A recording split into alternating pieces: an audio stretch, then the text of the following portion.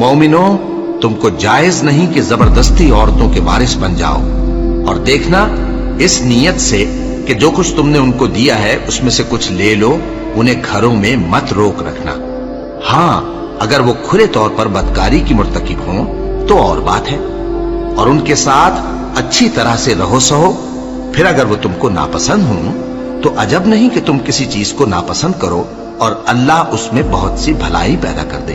और अगर तुम एक औरत को छोड़कर दूसरी औरत करनी चाहो और पहली औरत को ढेर सा माल दे चुके हो तो उसमें से कुछ मत लेना, भला तुम बुहतान लगाकर और खुला गुनाह करके अपना माल उससे वापस लोगे। और तुम दिया हुआ माल क्यों कर वापस ले सकते हो जबकि तुम एक दूसरे के साथ सोबत कर चुके हो और वो तुमसे पुख्ता अहद भी ले चुकी हैं। और जिन औरतों से तुम्हारे बाप दादा ने निकाह किया हो उनसे निकाह न करना, मगर जाहिलियत में जो हो चुका सो हो चुका। ये निहायत बेहयाई और अल्लाह की नाखुशी की बात थी और बहुत बुरा दस्तूर था। तुम पर तुम्हारी माएं और बेटियां और बहनें और फूफियां और खालाएं और भतीजियां और भांजियां और वो माएं जिन्होंने तुमको दूध पिलाया हो और रिजाई बहनें और सासें हराम कर दी गई हैं। और जिन औरतों से तुम खलवत कर चुके हो उनकी लड़कियां जिन्हें तुम परवरिश करते हो वो भी तुम पर हराम है।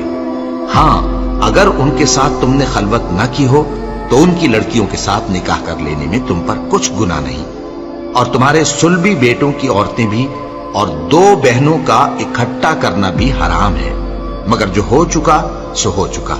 बेशक अल्लाह बख्शने वाला है, बड़ा मेहरबान है। और शौहर वाली औरतें भी तुम पर हराम हैं, मगर वो जो कैद होकर बांदियों के तौर पर तुम्हारे कब्जे में आ जाएं।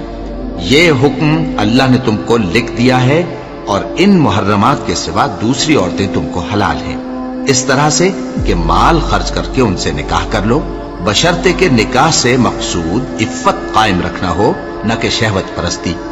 तो जिन औरतों से तुम लुत्फ अंदोज हुए उनका मेहर जो मुकर्रर किया हो अदा कर दो। और अगर मुकर्रर करने के बाद आपस की रजामंदी से मेहर में कमी बेशी कर लो तो तुम पर कुछ गुनाह नहीं।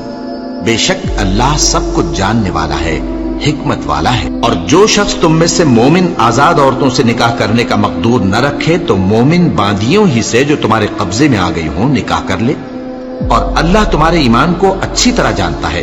तुम आपस में एक दूसरे के हमजिन्स हो, फिर उन लौंडियों के साथ उनके मालिकों से इजाजत हासिल करके निकाह कर लो और दस्तूर के मुताबिक उनका मेहर भी अदा कर दो, बशर्ते कि वो पाक दामन हो, न ऐसी कि खुल्लम खुल्ला बदकारी करें और न दरपर्दा दोस्ती करना चाहें। फिर अगर वो निकाह में आकर बदकारी का इर्तिकाब कर बैठें तो जो सजा आजाद औरतों के लिए है उसकी आधी उनको दी जाए।